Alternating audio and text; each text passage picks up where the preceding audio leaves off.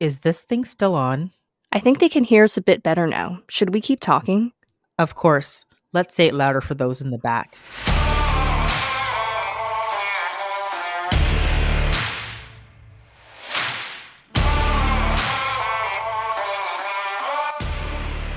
Hi, and welcome to the Gritty Nurse Podcast, an unfiltered discussion about health and healthcare. My name is Amy Archibald-Varley. And my name is Sarah Fung. And we are your podcast hosts. If you're listening on Apple Podcasts, Spotify, YouTube, iHeartRadio, or any other podcast platform, don't forget to hit subscribe so you can get updates on new episodes. If you love our podcast and our advocacy work, please go to www.grittynurse.com and click on the Support Us button. This will give you access to exclusive episodes and early releases on a monthly basis. This will help us with the costs of running the podcast, the time and energy to put out awesome and informative episodes. And for that, we thank you and we appreciate you.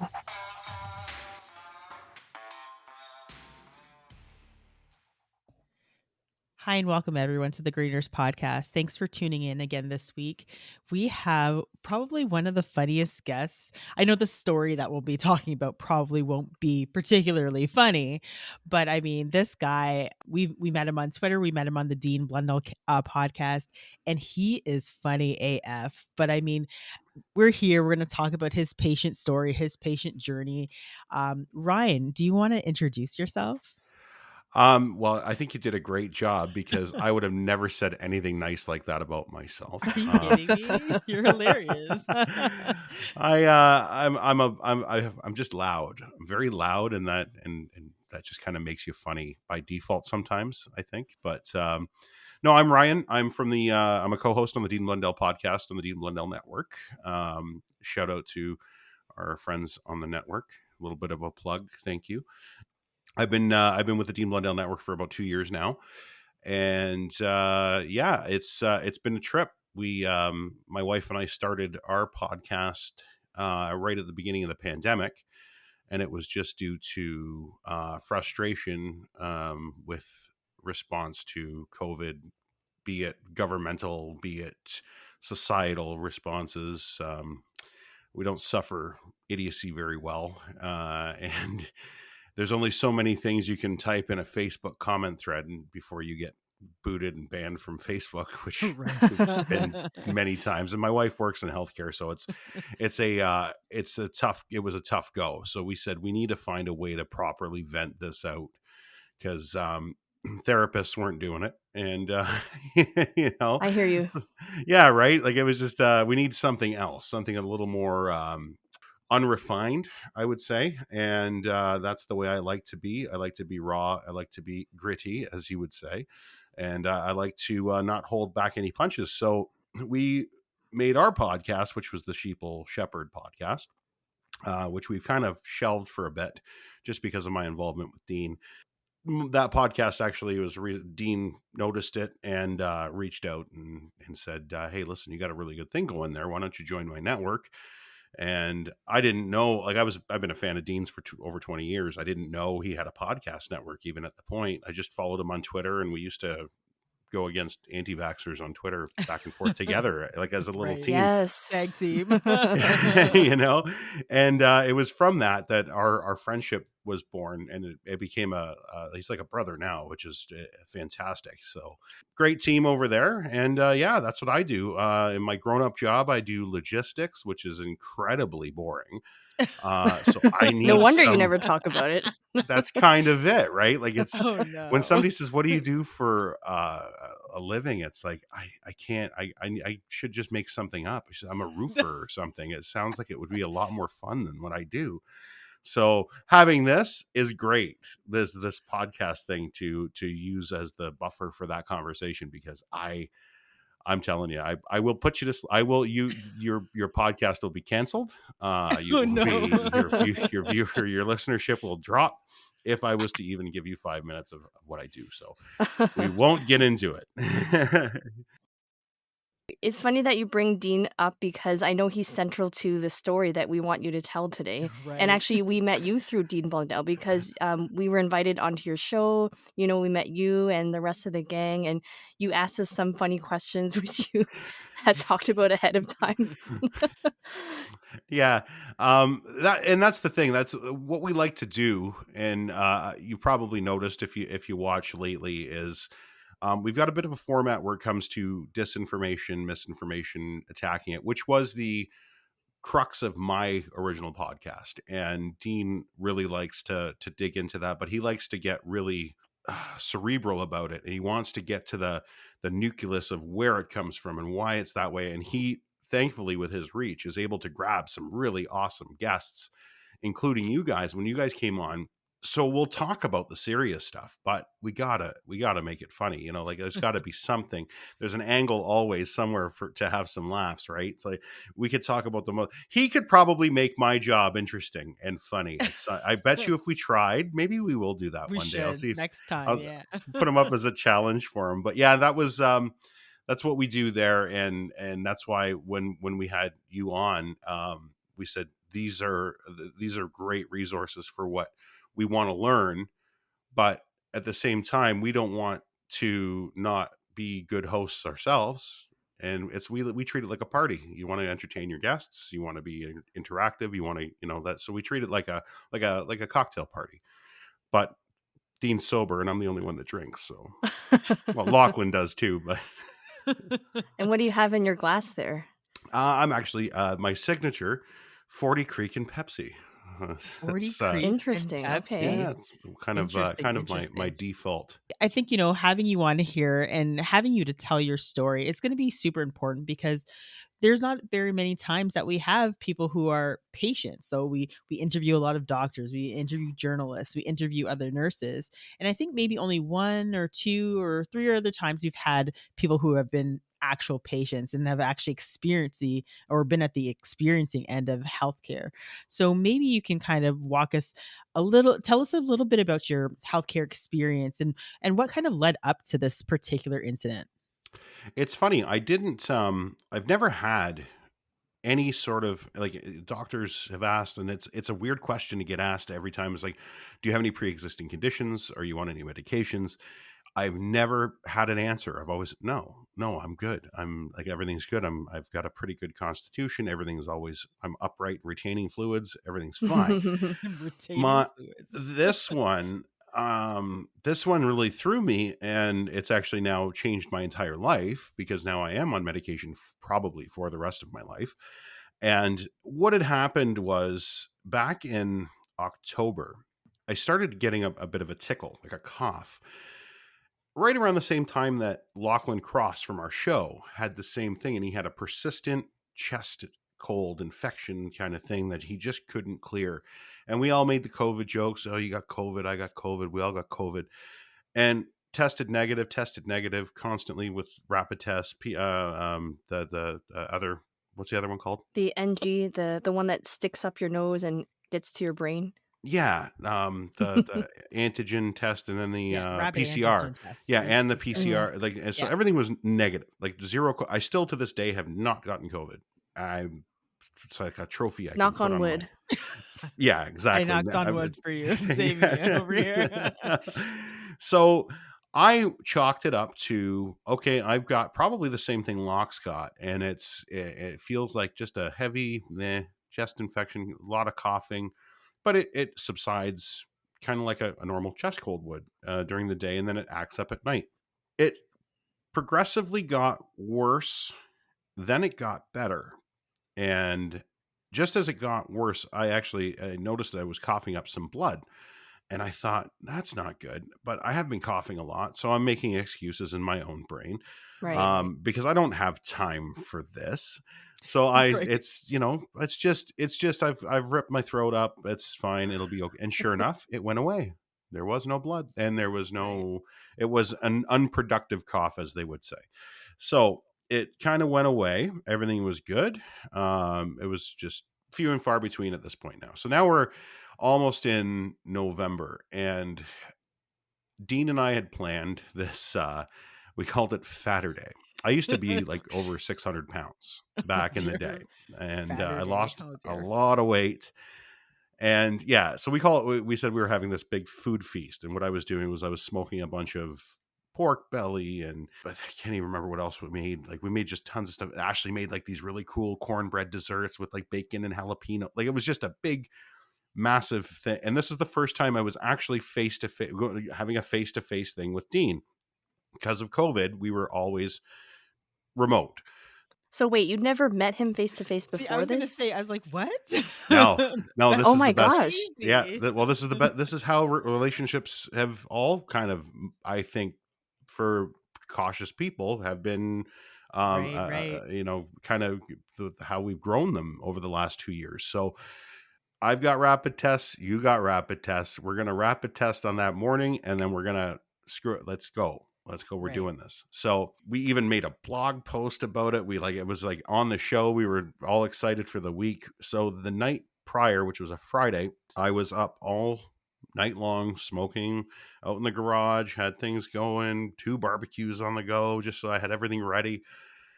Ashley had to work on Saturday, so she wasn't able to join, and it was just me. So I had plans. I was going to go out. I had an overnight bag just in case we ended up getting silly. There was special guests. Dr. Viv was there, thankfully. Oh, Yeah, Dr. nice. Vivian Cool. was one of the special surprise guests that I didn't know was coming, and we've been friends for a long. Again, on Twitter and podcast, Viv and I have crossed paths, but we never actually met face to face. It was great. So I woke up the next morning and I felt off. So I thought, oh God, here it is. Now you've got COVID. The day Right. that you're going to do something, the first thing you've ever planned socially in 2 fucking years, and you've got COVID. Get the rat out, swab, negative. Okay, coffee in. We're good. Let's start rolling. Just to be safe, let's do another one. Did another one just to be safe. Negative. Okay, I'm good to go. Called Dean. Everything's kind of bumping and grinding. Gonna have a shower and I'm on my way. I went to go back upstairs. I made it halfway up my stairs and I couldn't breathe. I Wow. couldn't. Yeah, it felt like I had ran a marathon. Now, I've never run a marathon, but I assume that's what it feels like. Right. Um, especially if I did it. And Right, right. I went. I had to sit on the landing and went, something's off. Something's not right. Got up, then into the shower with the steam was even worse. Now it feels like it feels like I can't breathe at all. So Wow. I That's get that out of the way and now I've crashed on the bed at this point, and I'm like, just collect yourself. And I'm out of breath. Like I'm panting at this point. I'm like, and it wasn't like this last night. I'm like, whatever the hell's wrong with me is back. Like it's really back, and it's bad. So now I've got all this barbecue food, everything else, and that's when I don't have time for this right. kicks in again, because Again, it's just yeah, the way I yeah. am. Yeah, And your I walk it off mentality. yeah, right. And I'm way too busy for this bullshit kind of thing. Right. So I pack up the car eventually. Going down the stairs, I was fine. And once I was in a rested position and my body wasn't using any of this oxygen that was in the blood, I Right. was fine. I didn't have shortness of breath. I had no pain. Everything was good, which was really odd. So off to Dean's I go. It's about an hour and a half from here. And again, in the car, everything was okay, but I still wasn't feeling right. So I called Right. Ashley about Right. halfway there. I was on the highway, and I said, I think I'm just going to drop the food off, and I'm going to come home. I said, I just don't want the food to go to waste, and I'll go. So she said, well, see how you are when you get there. So I get there. Dean meets me in the driveway and takes one look at me. What the hell's wrong with you? I look God. dead, like I'm This is gone. hilarious because it's the first time he's actually met you and he's And telling you that you look like crap. well, if you know Dean, Right?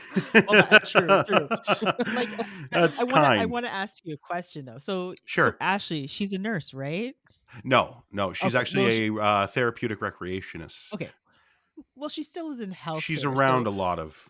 So I was gonna say, just thinking of like myself and Sarah as we are nurses, like if our husband called us and he's like, oh, I'm not feeling well, we'd probably be like, walk it off. Like, unless they're dying, we just don't care. And I mean, in your situation, as you're gonna continue to tell us, it was definitely more serious than maybe us probably telling you like, come on, man up. Don't tell us about your man cold.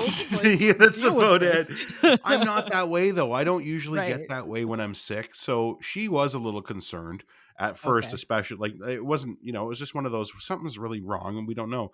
It wasn't until we get on into the story where she was the reason why she's actually the reason why I'm alive between her and a doctor that I talked to on the phone the one night. But Yeah, so Dean looks at you and tells you you look he's like like, garbage. he's like, well, you're not going back on the highway. He says, just come in the house at least and sit down for a minute. Dean lives in a house that's like a 3-4 story kind of big, huge, really cool place. It's really nice. And the entrance has got like a foyer and a long hallway and there's like a little sitting and he's got this, it's almost like it was destiny. There was this love seat that he wasn't using at the time that was right planted right at the bottom of these stairs. I'm like, I can't do these stairs.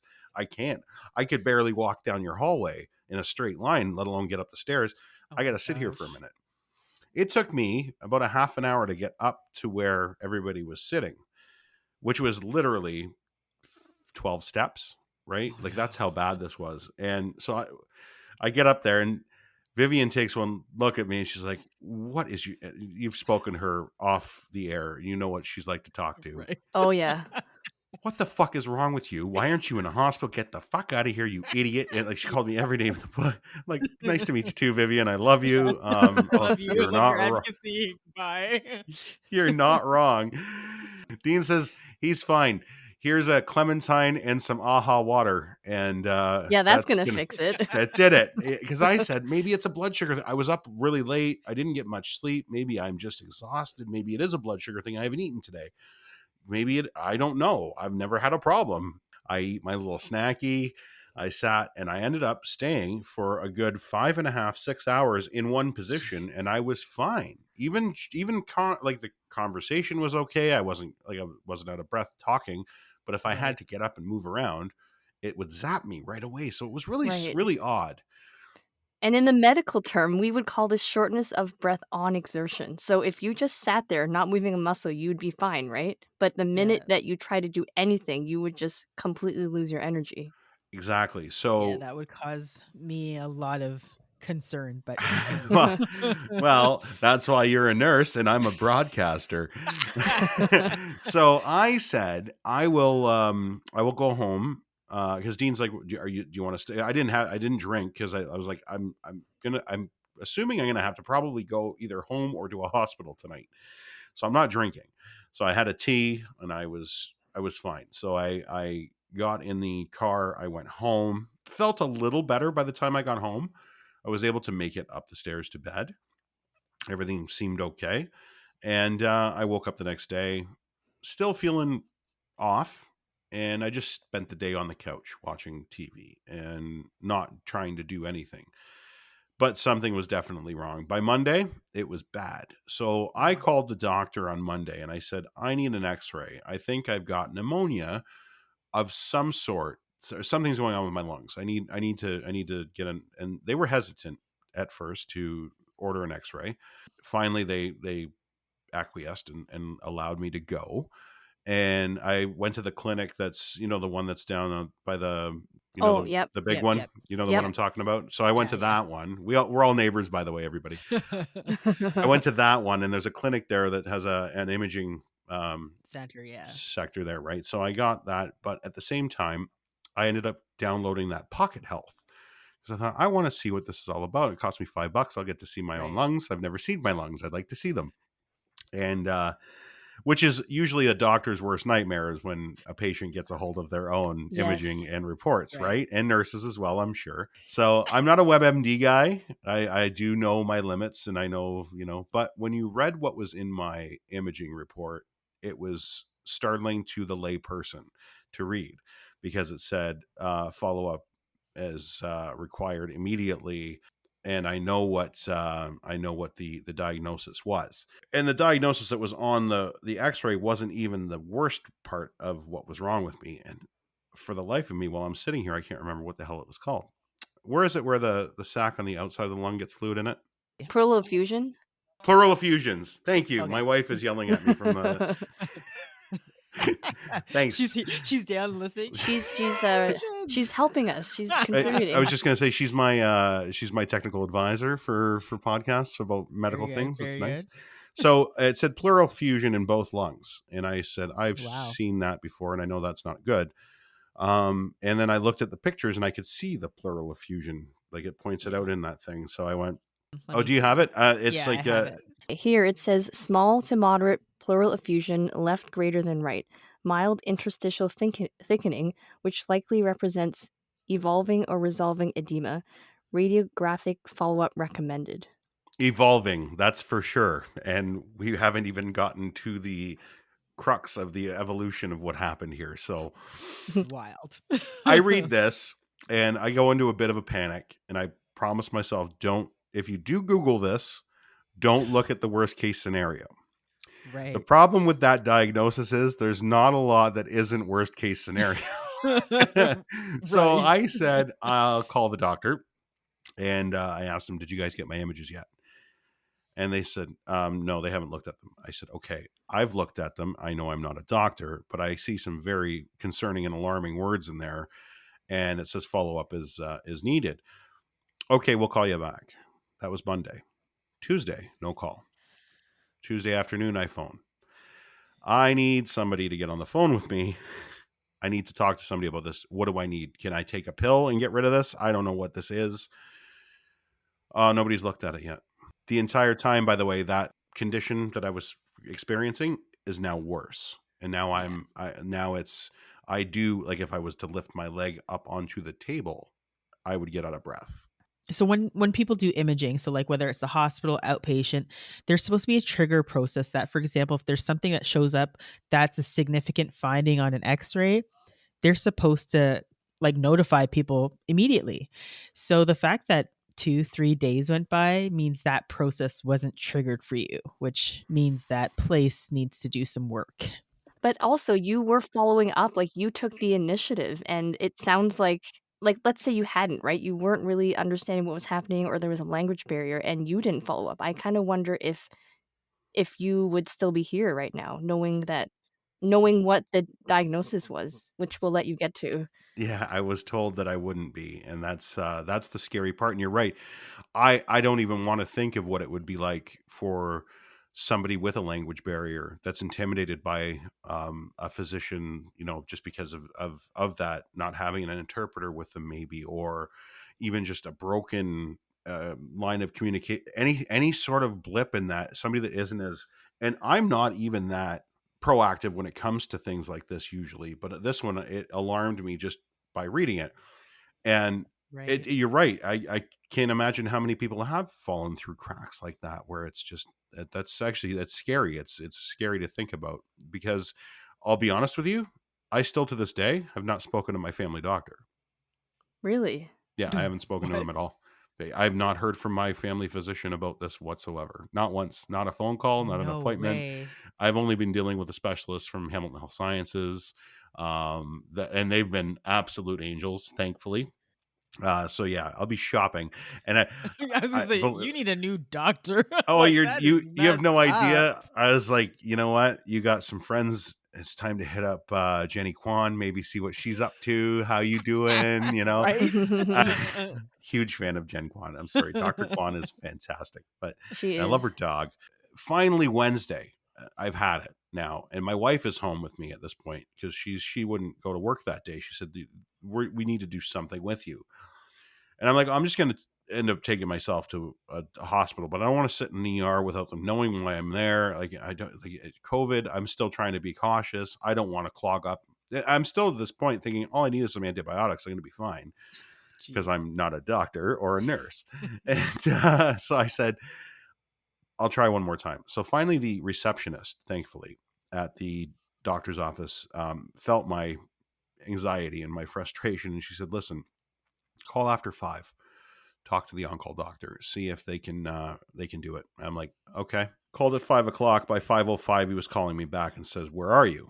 That was the first question, not how are you, what's wrong. He says, where are you? And I said, I'm at home. He goes, you Wow. need to get yourself to a hospital immediately. If you have to take an ambulance, call 911, but you need to get there right now. And I'm Right. like, oh, well, I'm great, thanks. How are you?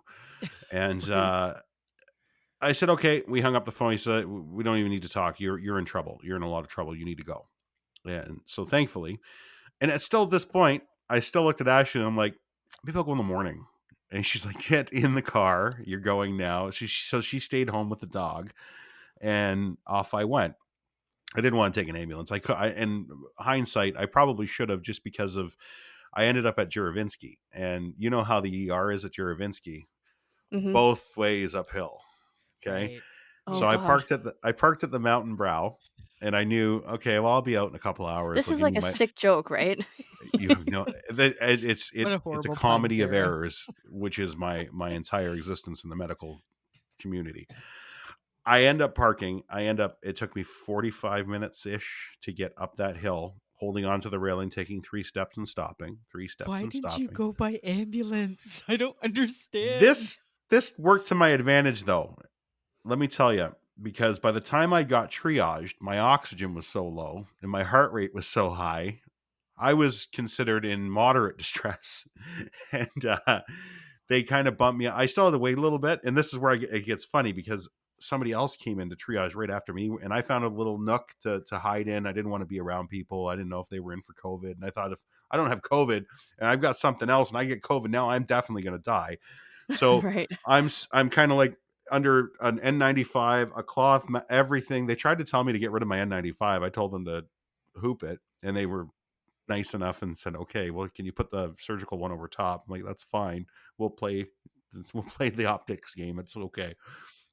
So a nice older lady was being admitted with her son, I believe, and I heard her say her family doctor was Dr. Kwan, and I went, I know, I know her. She's great. I love her, and she's laughing.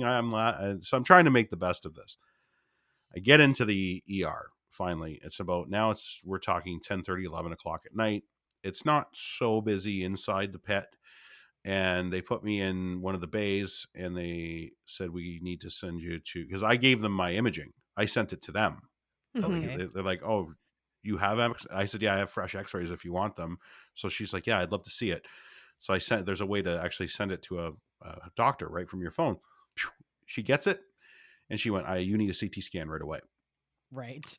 Right. So literally within minutes, there's a porter there to take me into CT.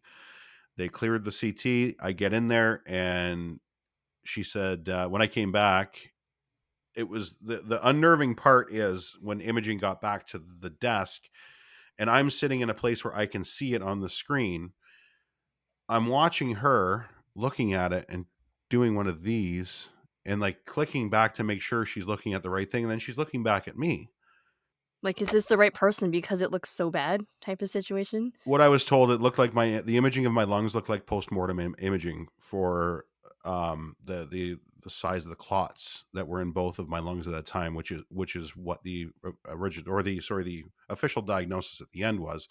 Pulmonary embolisms, double, times 2, crawled through my entire lungs. And she ended up calling other doctors down to look at my imaging, and they did the same thing. They looked at the screen and they looked back at me.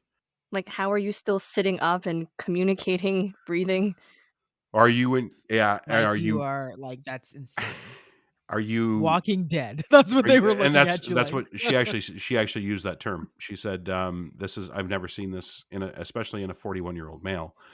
I've never seen anything like this on somebody that doesn't have pre-existing conditions. There's like, this is usually somebody that has cancer, or somebody Right. that has something that throws clots for." She goes, "You have nothing." I'm like, I know, and I'm really getting concerned about why you guys are all staring at me. And so they said, you're staying, just so you're aware. You can't leave now. You will Right. be living here for a little bit. How long, we don't know. But you're in a lot of trouble, and we're going to do everything. You're in the right place. And this is the point where she told me, she said, if you would have waited another 12 hours, you'd be dead. There's no question about it. She goes, I would put my career on that you would be dead by morning if you didn't get here. So it was a good call to go. And they put me in, and I lived in the ER for 3 days. They ended up putting a crash cart in my room next to me the entire time, because they weren't sure if I was going to code, because Right, right. it was so bad. They didn't want to give me clot busters, though, just because I guess apparently those can cause brain bleeds, right? And they said, Yep, it's we're got to going to travel try. somewhere. Yeah, right. So we're going to give you the thinners because she says, especially as again, a younger guy, your body does a really good job at resolving clots on its own as long as we give it the help it needs. And I said, okay, I don't know what that means. I'll do whatever Jeez. you tell me. But now I'm in trouble because I'm in an ER for, again, 3 days. Mattresses are that thick in an ER. You're not allowed because of COVID to have anybody with you in the ER. I didn't need anybody as a caregiver or a, medical proxy or whatever. I didn't need that. So Ashley was unable to come see me. My daughter couldn't come see me. So as the days waned on, I got more and more frustrated with it. And like they got to the point where they had medical students. They wanted to bring students through to meet me because it was such a weird case, Yeah. because they kept doing tests. They did blood tests. They did every sort of test you can think of. They did Dopplers on my legs to find, and they ended up finding, which was kind of neat. It was like watching the forensic files, how they figure out where it came from. And I guess there's different ways to see in those Doppler images of your legs where the clot formed.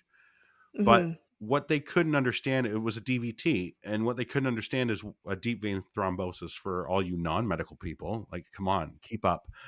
I'm not an inactive guy. Like, I'm not bedridden. I don't fly. Like, I sit at my job, but I'm up moving around, actually more now than I was in the office, because I'm at home. So I get to play with the dog, and he wants to go out every 10 minutes. And, so I'm up and down the stairs all the time. Got a little frustrated, obviously, at that point, and he was like cranky. He was getting no sleep, and try sleeping in an ER. So finally, I got admitted, thankfully, after 3 days and a lot of bitching and complaining. Understandably, apparently, but they liked me in the ER. I got like lots of extra things, and did you know they don't have pillows in the ER? It's a scarce commodity, and everything is like plastic covered, right? Pillows are gold. I got a pillow on the last day I was in the ER. It was almost like a parting gift, and I Was kept it was it it when I got it. plasticky and like really hard and not comfortable? But you But it got was one better than anyway. my coat because I'd been using my coat for 3 days at that point. Did it have a So, pillowcase on it? Because that's yes. extra. Yeah. Yeah. No, they liked me. I even got ice in my water. It was awesome, right? Yeah. I'm a bit of a foodie, as you might know, with as what led up to this, and getting stuck on that food for 3 days. I couldn't even get to the cafeteria. Thankfully, when I got admitted to the medicine ward, I was allowed. I had a packs, those telemetry packs, and I was able to move around. So I was allowed to leave and go down and get a real coffee and get real breakfast and a salad, like actual greens. Like, we got to talk about food in Oh, healthcare. it's bad. Mystery meat. Did you get some mystery meat or some like special? The chicken with the painted on lines. It was, and believe it or not, it wasn't Painted online. terrible. It Did you get wasn't. mashed potatoes with the nasty gravy on top, No, I or the got or the mixed Simple boiled gravy. carrots? rice. It was long grain rice, which I called a delectable risotto to the nurse, and she laughed at me. With frozen peas, carrots, and corn. The painted on chicken, and it came with like a very nice, like almost like a remoulade. I don't know if it was a salsa verde, maybe. Oh, you're making it sound fancy now. Okay, you're killing me. I put pictures in my article. You can see them there, and I it Oh, was saw it them. was far from fancy. But when you're 3 days in, you know what was really good? The tuna salad. I love tuna salad, oh, that's and surprising. I was shocked because the bread was perfect. The tuna salad had just enough mayo in it. I wasn't on a salt reduced thing. Maybe I was supposed to be, but maybe they forgot because I still got the salt package, and a little bit of salt, a little bit of pepper, a little bit. Yeah, it was so good. It was really good. So it was interesting to say the least. So I did. I feel like the strategy was to deprive you of sleep so that maybe on the last day you were kind of delirious, so you thought everything tasted so good, but it didn't. And it'd been so long since you had like a good meal. You're correct. You're absolutely correct, because when I got down to that cafeteria and got some real food, and then they brought my lunch up from, I said, no. I don't care if it costs me $700 to live here a day on food. And I went nutty the one because I was feeling better at this point. My breathing is starting to resume. My oxygen, my O2 sats were rising slowly but surely, and I was able to like walk to the bathroom without needing a break. I was able to Right, now right. walk to the cafeteria. I had to take a couple of breaks on the way, but it wasn't a big deal. And they trusted me. They said, watch that number. If your number goes down, you got to stop. I'm like, okay, we'll know. They said, because we'll know how long it took you to get back. And Yeah. they were right. So I didn't push it because I didn't want to get knocked back down to, being chained to my bed. So I said, feeling better. And then they said, well, you're just not there yet, and you're going to have to stay. So I'm like, okay, I'm having a party then. And I went down to that cafeteria and I bought probably $40-50 worth of absolute shit food that I would never eat in a sitting on my, and I had my laptop, I had all my Netflix, I had whatever I needed, everything was good. I ended up doing a podcast from the ER. You are joking me. That's hardcore. That is hardcore. On the Dean Blundell show. On the Dean Blundell, yeah, I ended up guesting on Dean's. I didn't come in as a co-host because I didn't have any gear, but I came in as a guest with my hospital gown on. I had my Oh my cannula God. in. Yeah, Insane. it was a great episode. It was fun. So, and the nurses didn't. I guess technically I probably shouldn't have done that, but they were. I was tight with them. We had a thing. Like the ER nurses were OG. They were so awesome. I have to say, I would love to have you as a patient. I would like go into your Right? room just to like, get some jokes in before I have to go Hang back to out. the seriousness of the ward and, Well, and that was it. I why make it miserable? Like I was already in a miserable situation.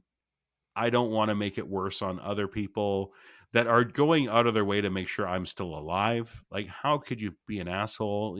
And like I say, there was one point when I profusely apologized to my thrombo doctor because of the way I acted, because I refused to have the students come in the one day because I said, if I can't have my own wife and child here, why do I want these strangers in with me? If this is about COVID regulations, that doesn't make any sense to me. I don't know who they are. Right.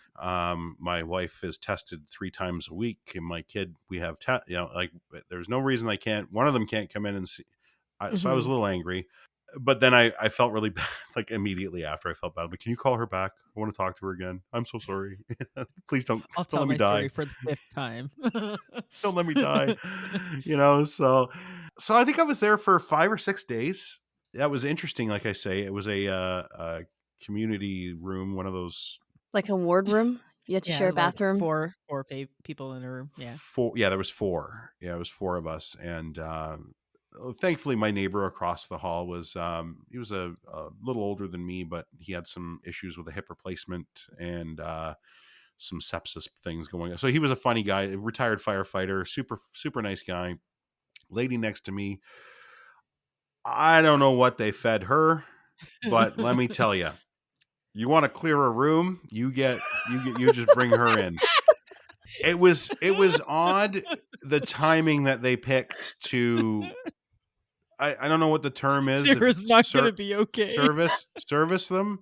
Like what is the term for, like, they would pick it right, like that you're already eating the shitty food. They put it down in front of you. Right. You open the thing. You're like, oh, that stinks. Oh, that really. Oh, that's not the food. But now it's this, and now I got to eat this and compete with that. So maybe that was what it was. Maybe that's what got me with the food. Maybe that's why I liked the food. I ended up liking the food because it was a mask and I could put my face into it. But she was, it was odd because she never ate anything. And Yeah. I didn't know where that was coming from. It's. Oh my God, the curtains.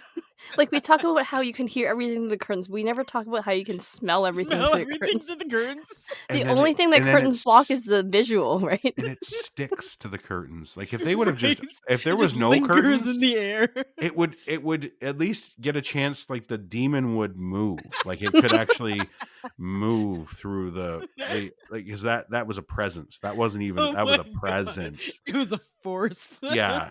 So it Oh was, no, I'm yeah, so and sorry. it was something. So that was working. I don't know what else wasn't working with my I called her Gladys. I don't even know what her name was. It was like a Mabel or a Was she in Gladys. there for like digestive issues or something? Because maybe she had Crohn's, or maybe she had some sort M- of other Or infection. me- like Brian said, she Did she ate the have a wound hospital or food. something that needed dressing? Maybe there was something else going on. Sarah, I, you're so Something kind. sinister behind the curtain. I don't know. It smelled dead though. Whatever it was, it was bad. It was She bad. was letting off sulfur bombs in the Oh room. yeah, but I was safe. You know why I was safe, and I'll tell you how I know I was safe, because I don't know if anybody has been in a hospital that's listening during COVID. You can't just get a room. You can't just, like it Right, used to right. be, where you would be in the ER, you go through triage, and oh, we got to admit you. So boom, off you go. No, no, no, no. There's another procedure now. There's another step to admittance to the VIP, and that's COVID testing. And Right. in the hospital, where we have COVID testing, where we put swabs in our nose, and it's very fun. Everybody laughs. Oh, tickle, tickle. They put it in a different spot in the hospital. And Yeah, that's let for me tell you, MRSA swabs. when they're looking for super bugs, so this It's is where the other end. I think this is where charisma, charm, and humor come into play. I got to administer my own swabbing. I got to have a play-by-play nurse direct me at the door of the bathroom, and my dignity was intact. So it was an experience, to say the least.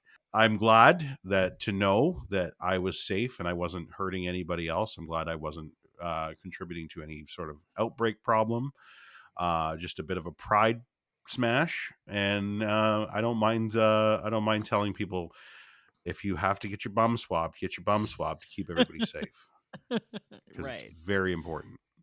Important message. What were they looking for in my They were bum? looking for methicillin resistant Staphylococcus aureus because it's What'd you very call me? transmittable. It's a superbug. They were checking for superbugs that Am, resistant to antibiotics that they do on everybody. there's a Yes. vancomycin resistant one too, right? There's a yes, that's VRE. VRE. Okay. Yeah. They don't want you to get any of those bad And they want to make news. sure I'm not bringing them in, right? Right. I was good. So it was very interesting, to say the least, of that, how hospitals run on COVID now. It's a lot different than, like, I don't, like, again, I don't get sick. I don't go to things. But now I'm getting older, so this is kind of like, hey, we saved this one for you.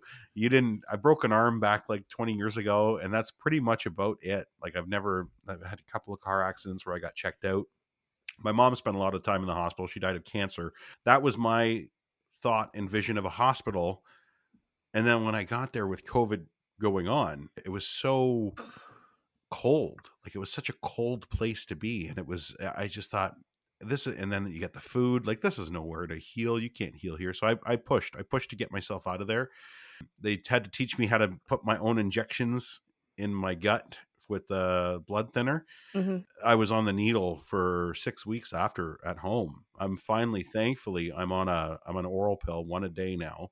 They almost said I couldn't do it because of I'm a big guy, and my body size is just under the limit of the pills that they gave me. So I would have had to stay on the needle for God knows how long.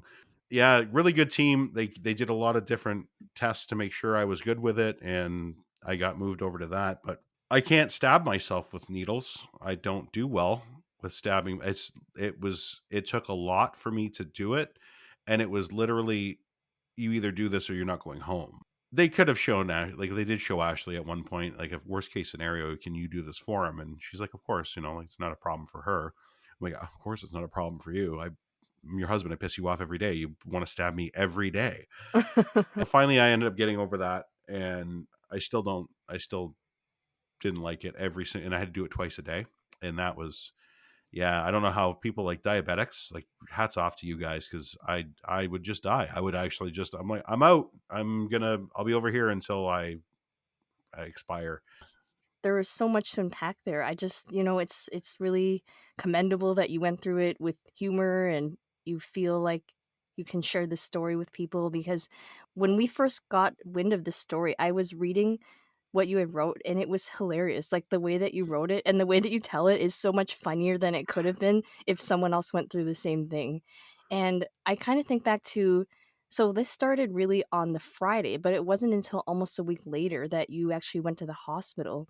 Yeah, it And was I'm the kind of Wednesday. wondering, how did you rationalize all of these symptoms to yourself, to why, like, especially when you went to Dean's house, I kind of thought at that point you would have gone straight to the hospital, but still you kept persisting. Like what was going through your head when you kept thinking like something's wrong, but it wasn't wrong enough to go to the hospital for? I'm not kidding, and it's not rational. It's not a rational answer, and I don't expect you to understand it, but I'm too busy for this. Right. I'm not as sick as I am. I'm fine. It's nothing. It's probably pneumonia. It's probably something I can take. Like I say, I just wanted somebody to give me a pill and I'll take some antibiotics and I'll be fine. And I sold that to myself. I think it's a fear. I think it's a mortality fear. It's a thing of a stubborn 41-year-old male that is invincible, sometimes worse than 20-year-old males. And especially with somebody as lucky as I've been health wise, even though I treated my body like an absolute dumpster fire for a good number of years, I've been blessed to not have anything like this. Is the most serious thing that's ever happened to me. And it was pretty serious. And it was a bit of a wake up call not to ignore things. I don't like to put a lot of self importance on my own things. I think everything else Right. around me is more important to get done, and I'll deal with me later. And it comes at a cost sometimes, and it almost did here. So it shifted my priorities a bit, I think, and my perspective.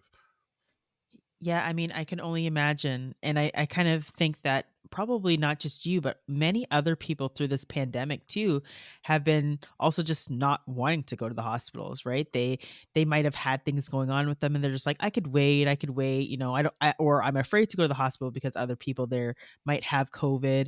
And like I kind of get what you're saying, because even myself, like, I don't know, I deal with everyone else's health first, and I'm kind of like, oh yeah, that pain that I have, I'll get to it eventually. And then it's like, yeah, something more serious. Like, for example, I ended up having to have a knee surgery because my kneecap kept on popping off. And I was like, oh, it's fine. I'll Just literally put that right walk it back off. in Yeah, it's just and like, walk it I'll off. just walk it off. And then the doctor's like, yeah, you have no ligament that stops your knee from popping out. And I was like, oh, it's a problem. It's like, yeah, you got to fix that.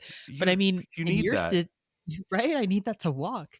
But in your situation, like, holy crap, like a pulmonary embolism is some serious business. And for those who might not know what a pulmonary embolism is, a pulmonary embolism is a blood clot that develops, like you said, in a blood vessel. Particularly it can be in the leg, and it can travel to a lung artery where it suddenly blocks blood flow. So that was the reason why you were, every time you'd walk and you'd feel so exerted. It's because you had these clots in your lungs that were making it really hard for you to breathe.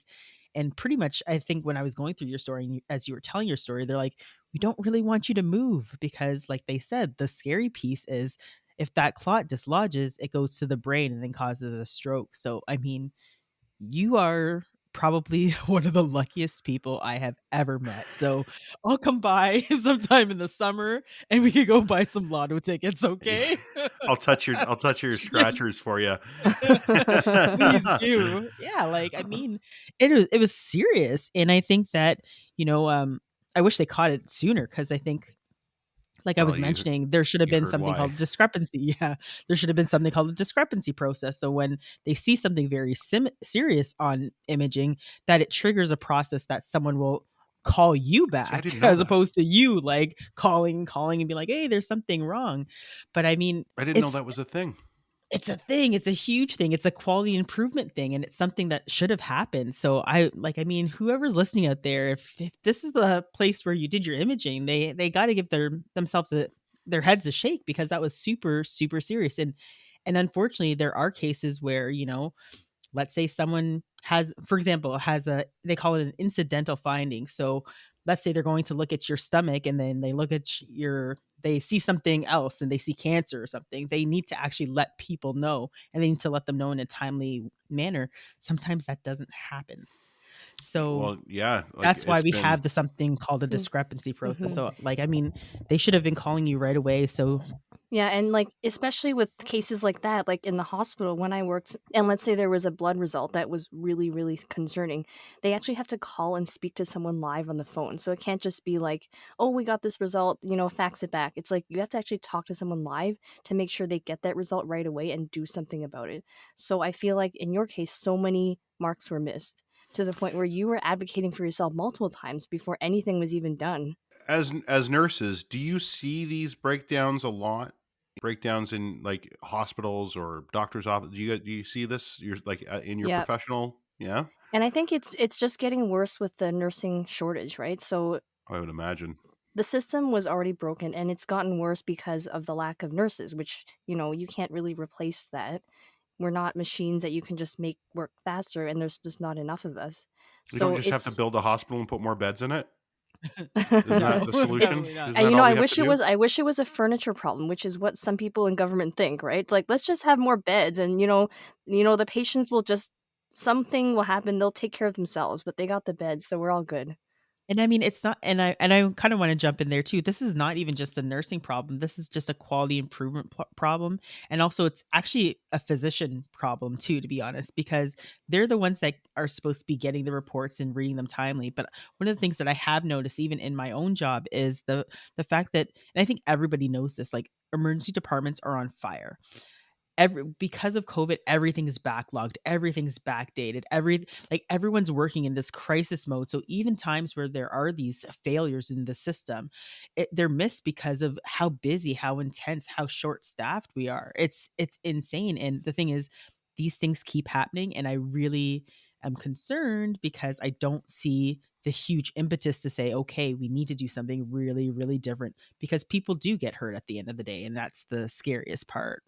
I guess I'm lucky in the sense that I was generally healthy and I was able to kind of withstand it, I guess, at that point. But somebody out there isn't going to be as lucky as I was, or have the time or the luxury of somewhat of a healthy body that was able to make excuses and say whatever, or deal with it. It almost feels like it's relied on in some instances. And like, because my I don't want to come across as sounding like an asshole about my family doctor, because he's actually a really good doctor. He has been my doctor for over 20 years, and he knows me very well. He's phoned me on other issues, like just like back when I was trying to lose weight. He literally would phone me on a Saturday afternoon and say, "Hey, what about if we want to try this? I know this guy, like just like very involved guy, very busy guy. Don't get me wrong." And his practice has kind of exploded, and I'm sure COVID's not helping, and I get it. But how many people? No direct, like it's not an intentional fault, but just a fault of the system that they're in, have died or have become critically ill when they didn't have to. It's sad, like it's frightening. It scares me that can happen to like if that was somebody else. Like having a doctor look at you and say, "Why are you still alive? We can't figure out how you're still sitting here." Again, upright, retaining fluids, and talking. And I was in no pain. And that was another thing. And they still can't figure that out. They don't understand why I didn't feel any pain. The only thing they could surmise was possibly that I was feeling pain when I was coughing, and I actually had tissue death in my lungs that they said they were able to see in the imaging.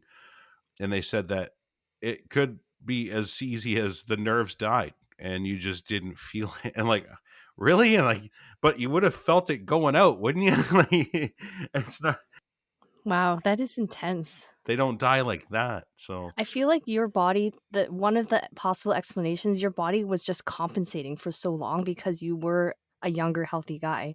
So that compensated for so long until it couldn't anymore. And I just keep thinking about this 45-minute walk you talked about going up the parking lot. Like that probably just did it for you. And I wish that somebody would have just come by with a wheelchair and like offered you a wheelchair and pushed you up. Like I don't know where everybody was when you were doing this, but that would have been nice. Not kidding. There in my travels, I did see an ambulance and I saw a cab, and I was almost ready to flag them both down and just say, "Can you get me to the top of the hill?" And I figured the ambulance guys are probably a little busy, and the cab guy's probably going to think I'm crazy. So I'm just going to keep going. I don't want to put anybody out. You know what I mean? Like that's just the way I am, even to my own detriment. And I'd rather guess be a lump on the sidewalk and before I actually ask for any help. But again, I spun it into my head. Well, your numbers are going to look like shit when you get to that SPO2 finger thing.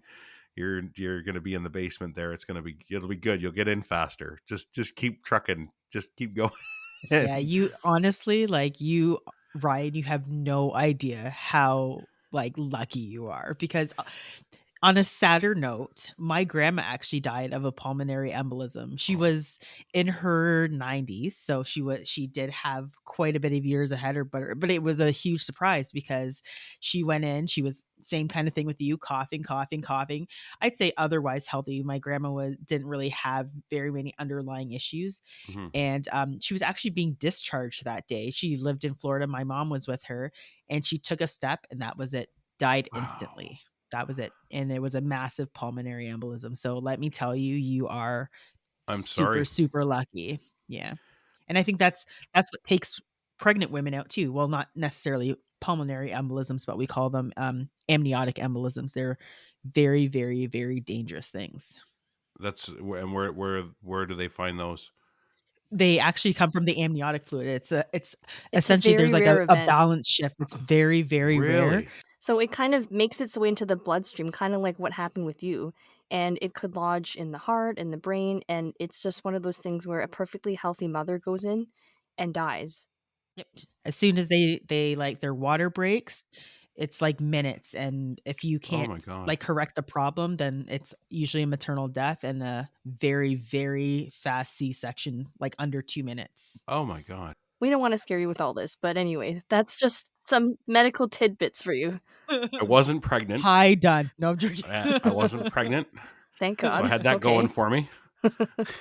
And if they did a CT scan and found out I was pregnant, then we would have had a lot of questions to be A answered. different episode this would be. It's a different Gritty Nerds podcast if we are going to talk about that. Hearing it from multiple professionals in healthcare when I tell the story, because again, I'm a layman. I Right, know what right. happened to me, and it hindsight, it doesn't feel like it was that big of a deal for me, just because I was able to overcome it, and it was took a week, and I was shocked. You know when you get sick, are you guys like this when you get like a cold, like a chest or a nasal infection, like just like a head cold, you're all stuffed up. Do you ever get that where you're so pathetic on the couch and you're like, I can't even remember what it's like to breathe. I can't wait to be able to. When I breathe again, I'll be so thankful and grateful that I could breathe again. Oh, you I sound go through exactly that. like my husband with his man cold.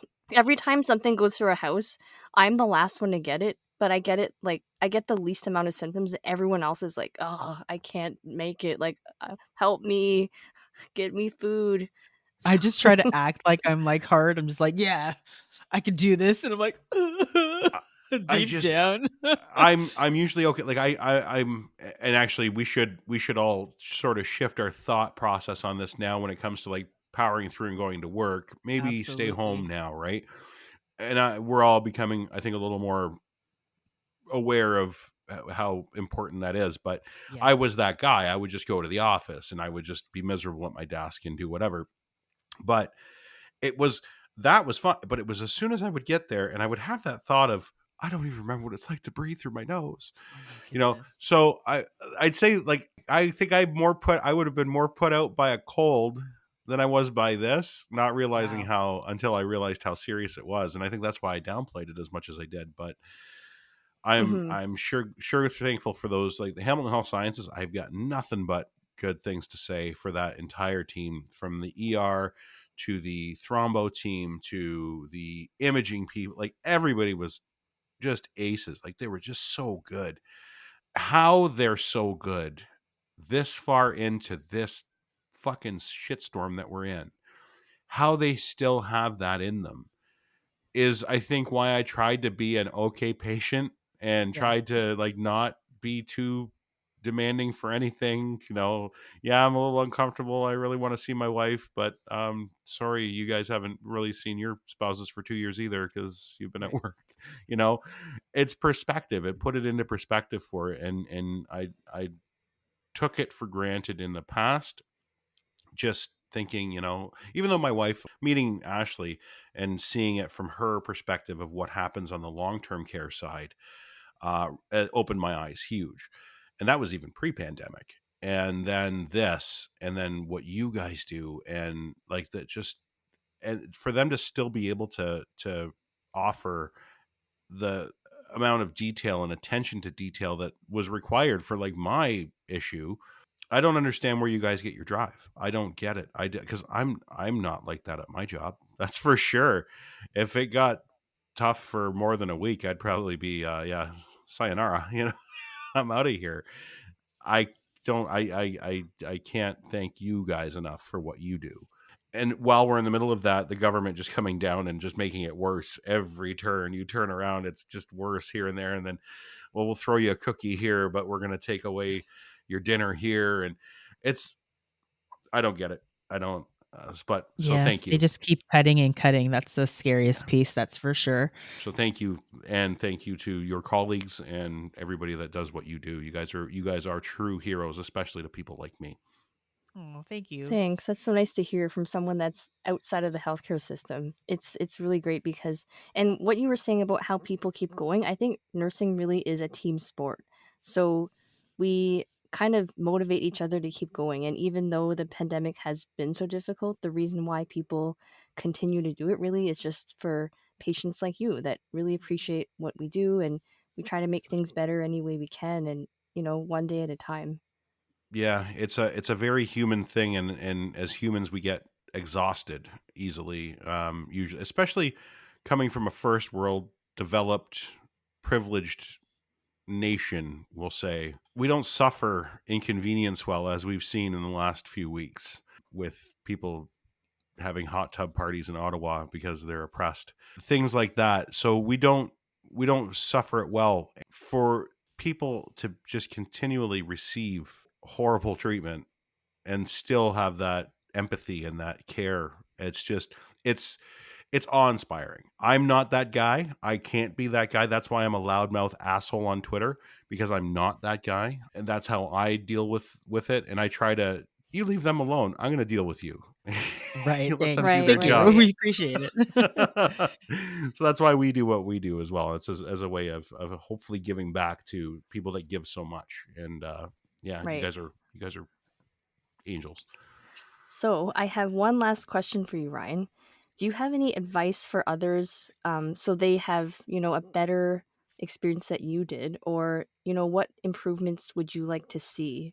Yeah, or any, like, key takeaway messages for people who listen to your story today?